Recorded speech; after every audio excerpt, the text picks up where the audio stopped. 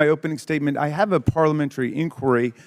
Given that the committee has not been authorized by the full House to conduct an impeachment inquiry, am I correct in assuming that we're obligated to follow the rules of the House, including Section 370 of the Rules and Manual, which prescribe engaging in personalities towards the president? At ease. He's trying to say that he can't talk about President Biden. This is an investigation of Joe Biden. Yeah.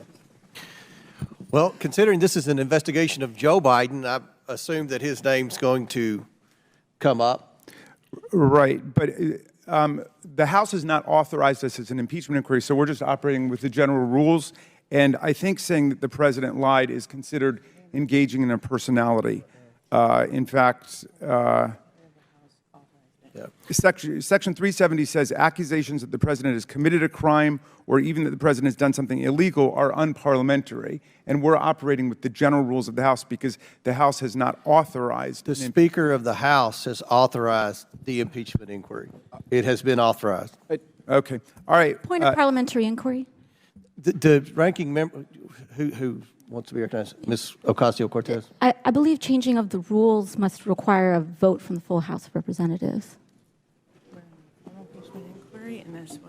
The rules of the committee. The chair overrules a point of order. While articles of impeachment are not directly before this committee, we are looking into the potential wrongdoing of the president.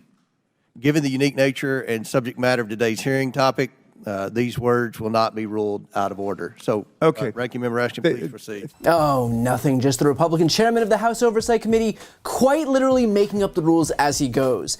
And not that I have to sell anyone on this idea, but when you come out against Jamie Raskin and AOC, I can guarantee you're on the wrong side of that argument. And as they mentioned, this impeachment inquiry isn't even valid. It was announced unilaterally by Kevin McCarthy, but for an actual impeachment inquiry to take place, it has to be voted on by the full House. And that's a rule that was created during the Trump era by Republicans. In 2020, the Trump-led Justice Department formally declared that impeachment inquiries are invalid unless the entire chamber takes formal votes to authorize them.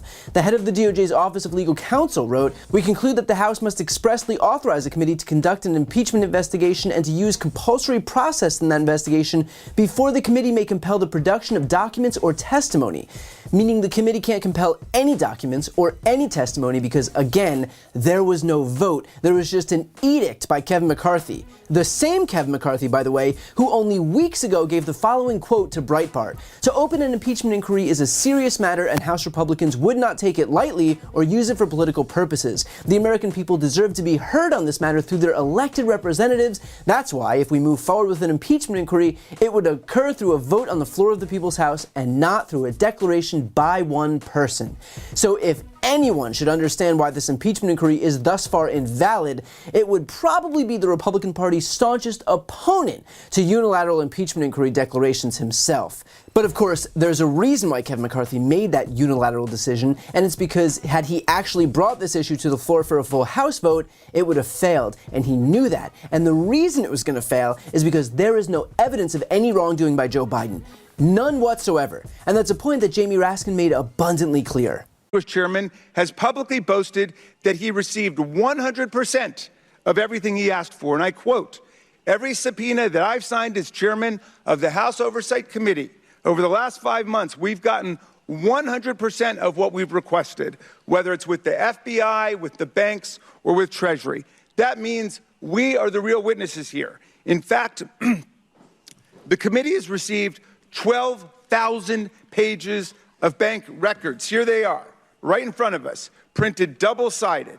And not a single page shows a dime going to President Joe Biden. We've received 2,000 pages of SARS reports the chairman subpoenaed. We've held hearings and conducted interviews with everybody from Hunter Biden's business partners to a federal agent assigned to that investigation, and still we found no evidence of wrongdoing by President Biden. If the Republicans had a smoking gun or even a dripping water pistol, they would be presenting it today, but they've got nothing on Joe Biden. All they can do is return to the thoroughly demolished lie that Rudy Giuliani and Donald Trump launched 5 years ago the Burisma conspiracy theory, a fairy tale so preposterous that one of its main authors, Lev Parnas, has now disowned and repudiated it. I would say this is a dumpster fire, but that wouldn't be fair to dumpster fires. And by the way, in the aftermath of that routing by Raskin and AOC, even Fox picked up on just how wholly unprepared James Comer and the Republicans seem to be. First of all, James Comer and the Republicans were unprepared for this. There were a number of rules questions that Jamie Raskin and AOC were asking, procedural, which he didn't know how to deal with, which is just embarrassing if you're a chair of committee. There were no fact witnesses and there was no new evidence. And to set the table, there's a new NBC poll out that says that 56% of Americans are not interested in this. But you know what they are interested in? Keeping the government open. And that's why there were government shutdown clocks. If you are, and I understand, Judge, you say, you don't shoot your wad or whatever analogy on the first day. But if you were to pick 3 witnesses to sit there, would you want 2/3 of them to shoot a hole in your argument? Jesse would have been a better witness for this than Jonathan Turley or Dubinsky. Turley said, I do not believe that the current evidence would support articles of impeachment. Dubinsky says more information needs to be gathered before I can make that assessment. But that's the whole point. Preemptively, I know what you're going to say. It's an inquiry. Point. That's different. But then, okay. First of all, you usually lead with your strongest argument. But secondly, they haven't asked for anything new. The whole point of this was, I have more subpoena power. I'm going to get more information. But they just presented the same old BS talking points. GOP aides freaking out, talking to reporters, saying things like, this is an unmitigated disaster.